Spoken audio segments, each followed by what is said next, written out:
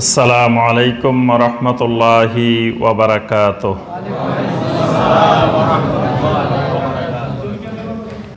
মসজিদ কার ঘর? মাদ্রাসা কার ঘর? এই জায়গায় চরম গলত। পৃথিবীতে মাদ্রাসা যেগুলো, এগুলো নবী সাল্লাল্লাহু আলাইহি সাল্লামের ঘর না, এগুলো আল্লাহর ঘর। মাদ্রাসা আল্লাহর ঘর, এটা একটা প্রচলিত মিথ্যা জাল কথা যে মাদ্রাসা নবীর ঘর। আমরা যে কেউ জিজ্ঞাসা করলে আমরা দুই ভাগে ভাগ করে নিছি যে মসজিদ হইল আল্লাহর ঘর, মাদ্রাসা হইল নবীর ঘর। মনে করি যে আল্লাহরে দিয়ে দিলাম, নবীরে যদি আবার না দিই, তো একটা আল্লাহরে ভাগ করে দিছি, একটা নবী সাল্লাল্লাহু আলাইহি ওয়াসাল্লামকে দিয়েছি। দুইটাই আল্লাহ রাব্বুল আলামিনের ঘর। মসজিদও আল্লাহর ঘর, বাইতুল্লাহ। মাদ্রাসায় যে দিন শেখানো হয়, এটা কার দিন? দীনুল্লাহ। এটাও আল্লাহ রাব্বুল আলামিনের দিন। নবী সাল্লাল্লাহু আলাইহি সাল্লাম কার নবী? আল্লাহর নবী। নবী সাল্লাল্লাহু আলাইহি সাল্লামও আল্লাহর নবী, দিন আল্লাহর। এই জন্য মসজিদ, মাদ্রাসা, এই দ্বীনের যতগুলো মার্কাজ, যতগুলো কেন্দ্র, যতগুলো ইবাদতের স্থান, এগুলো সব আল্লাহর। তা আমি যে কথাটা বলতেছিলাম, তো এই মসজিদ হলো আল্লাহ রাব্বুল আলামিনের ঘর, বাইতুল্লাহ।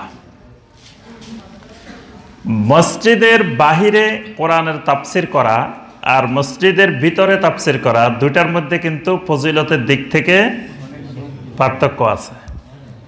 এই পার্থক্যটা আল্লাহ রাসূল সাল্লাল্লাহু আলাইহি ওয়াসাল্লাম আমাদের সামনে স্পষ্ট করে দিয়ে গেছেন। নবী সাল্লাল্লাহু আলাইহি সাল্লাম ইরশাদ করেন, মা ইজতামা কওমুন ফি বাইতিম মিন বুয়ুতিল্লাহ। মা ইজতামা কওমুন, যখন কিছু মানুষ কোনো জায়গায় একত্রিত হয়। কওম মানে কিছু লোক, কিছু মানুষ। সেটা একজনও হতে পারে, 10 জনও হতে পারে, 20 জনও হতে পারে, 100 জনও হতে পারে। মানুষ সংখ্যা বেশি হওয়া জরুরি না। যুগে যুগে সালাফে সালেহিনদের কাছে কোয়ান্টিটি মুখ্য বিষয় ছিল না, কাদার মুখ্য বিষয় ছিল না। মুখ্য বিষয়টা ছিল কোয়ালিটি, সিফাত। মানে মানুষ 5 জন, কিন্তু 5 জনই শিরক মুক্ত, কুফর মুক্ত, বেদাত মুক্ত। আরেক জায়গায় মানুষ 5 লক্ষ, 5 লক্ষই শিরক যুক্ত, কুফর যুক্ত, বেদাত যুক্ত। ওই 5 লক্ষের চাইতে 5 জন মানুষ আল্লাহ রাব্বুল আলামিনের কাছে বেশি প্রিয়। সুবহানাল্লাহ। এক পাল্লায় গাদা দিবেন 50টা, আরেক পাল্লায় ঘোড়া দিবেন একটা। কোনটার দাম বেশি? তাহলে বোঝা যায় যে সবকিছু পরিমাণ দিয়ে হয় না। আল্লাহ রাব্বুল আলামিনও এরকম পরিমাণ চান না। আল্লাহ সুবহানাহু ওয়া তাআলার কাছে মুখ্য বিষয় আপনার কোয়ালিটি, যোগ্যতা সম্পন্ন। মানে অনেক নবী পৃথিবীতে ছিলেন, তাদের একজন উম্মত ছিল না। সারা জীবন দাওয়াতে কাজ করছেন, উম্মত একজনও নাই। তাহলে এই নবী কি সঠিকভাবে দাওয়াত দিতে পারেন নাই মনে হয় নাকি? জি, পারছেন। মানে কি শতভাগ যথাযথ এলমের ভিত্তিতে, যোগ্যতার ভিত্তিতে তিনি দাওয়াত দিচ্ছেন। তার দাওয়াতের ক্ষেত্রে কোনো ত্রুটি বিন্দুমাত্র হয় নাই, ছিল না। কিন্তু তার দাওয়াতে একজন মানুষও আসে না। তাই বলে কি বলা যাবে যে এই নবী কেউ আসলো না, কি দাওয়াত দিল, কি করলো, এটা বলার কোনো সুযোগ নাই। এই জন্য সালাফে সালেহিনদের কাছে সংখ্যা মুখ্য বিষয় না, যোগ্যতা সম্পন্ন মানুষ মুখ্য বিষয়। এই জন্য আল্লাহ রাসূল সাল্লাল্লাহু আলাইহি সাল্লাম বলছেন, যখন কোনো জায়গায় কিছু মানুষ একত্রিত হয়, কোথায় একত্রিত হয়? ফি বাইতিম মিন বুয়ুতিল্লাহ, আল্লাহর ঘরসমূহের মধ্য থেকে কোনো একটি ঘরে। আল্লাহর ঘরসমূহের মধ্য থেকে কোনো একটি ঘরে। আল্লাহর ঘর কোনগুলা? মসজিদের মধ্যে। এরকম কোন মসজিদে যখন কিছু মানুষ একত্রিত হয়, এখানে রাসূলুল্লাহ সাল্লাল্লাহু আলাইহি ওয়াসাল্লাম সরাসরি বাইতুল্লাহর কথা বলে দিয়েছেন, আল্লাহর ঘরের কথা বলছেন। ঘরে যদি একত্রিত হয় এটার আলাদা ফজিলত। এরকম ঘরে একত্রিত হয় কি করে? ইয়াতলুনা কিতাবাল্লাহি ওয়া ইয়াতাদারাসুনাহু বাইনাহুম। ইয়াতলুনা কিতাবাল্লাহ, আল্লাহর কিতাব তেলাওয়াত করে। ওয়া ইয়াতাদারাসুনাহু বাইনাহুম, নিজেদের মধ্যে ওই আয়াতগুলোকে বোঝার জন্য চেষ্টা করে, ওই আয়াতে কারিমাগুলোর দার্স করে, তাফসির করে, আলোচনা করে। আল্লাহ পাক তাদেরকে 4টা নগদ পুরস্কার দিয়ে দেন। সুবহানাল্লাহ। কয়টা পুরস্কার? 4টা পুরস্কার। পুরস্কারগুলো কি কি? ইল্লা নাযালাত আলাইহিমুস সাকিনা। 1 নম্বর পুরস্কার হলো এই মানুষগুলোর উপরে আল্লাহ রাব্বুল আলামিনের পক্ষ থেকে সাকিনা নাজিল হইতে থাকে। সুবহানাল্লাহ। সাকিনা নাজিল হয়।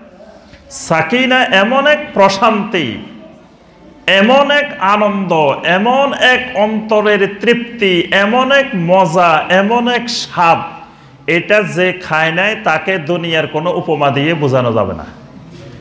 কিছু স্বাদ এমন আছে, কিছু মজা এমন আছে, এগুলো আপনি মানুষকে ভাষা দিয়ে, শব্দ দিয়ে, লিখে বুঝাইতে পারবেন না। এরকম কিছু স্বাদ আছে। এই মজাটা, সাকিনার মজাটা এমন স্বাদ, যেই স্বাদটা যে পায় নাই তাকে বোঝানো সম্ভব না।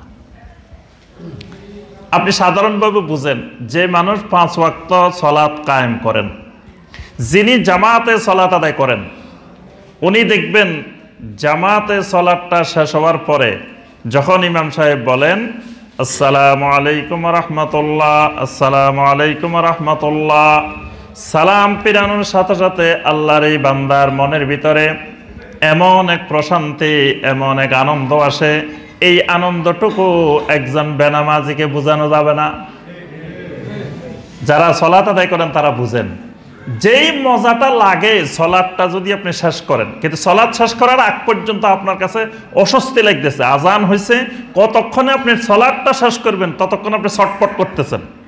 সালাতটা শেষ হয়েছে, এমন একটা আনন্দ, এমন একটা প্রশান্তি অন্তরে পাইতেছেন, যেটা আপনি দুনিয়ার কোনো কিছুতে এই মজা পান নাই।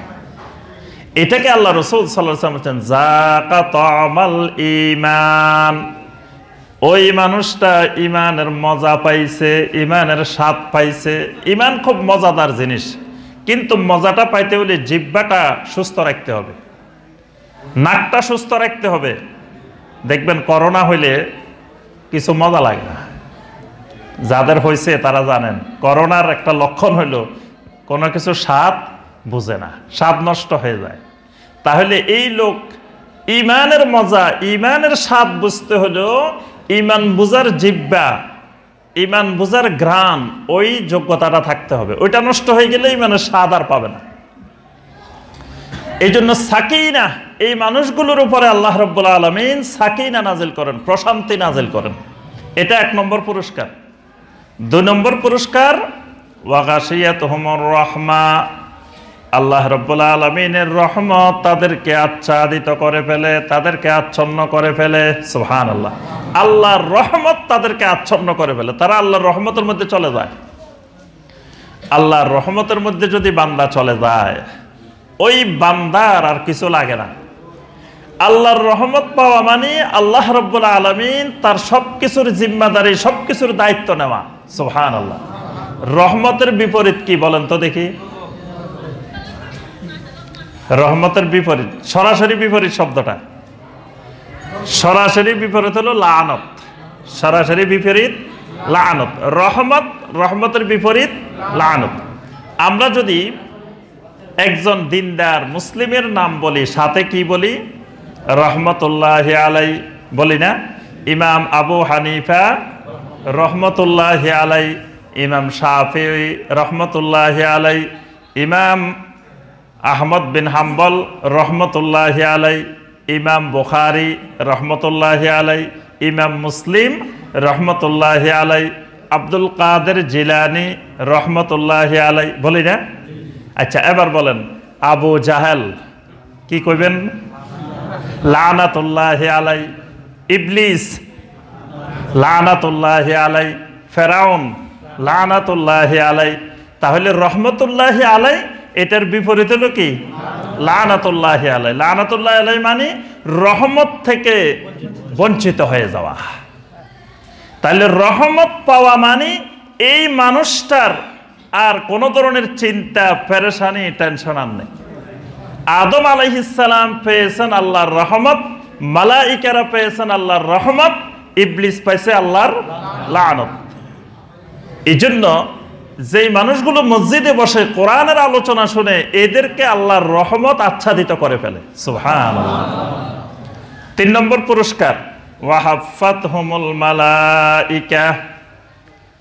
যেখানে মসজিদের ভিতরে, আল্লাহর ঘরের ভিতরে কোরআনে কারীমের আলোচনা হয়, আল্লাহর কিতাবের আলোচনা হয়, সেখানে আল্লাহর ফেরেশতারা ওই জায়গাটাকে বেষ্টনী করে বসে যায়। সুবহানাল্লাহ। তাদেরকে ঘেরাও করে রাখে, তাদের সম্মানে মালাইকারাও এসে সেখানে বসে যায়। সুবহানাল্লাহ।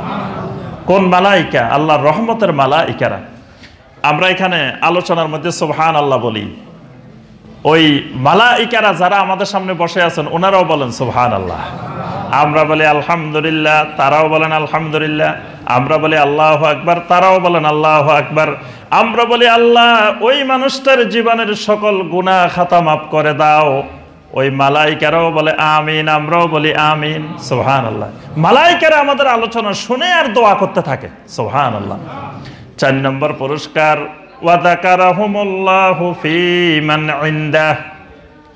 আপনি বসে আছেন রূপসদি দক্ষিণ বিলপাড়া, এই মসজিদে বসে আছেন, জামে মসজিদে বসে আছেন, কিন্তু আপনার তালিকা, আপনার আলোচনা চলে গেছে আরশে আজিমে।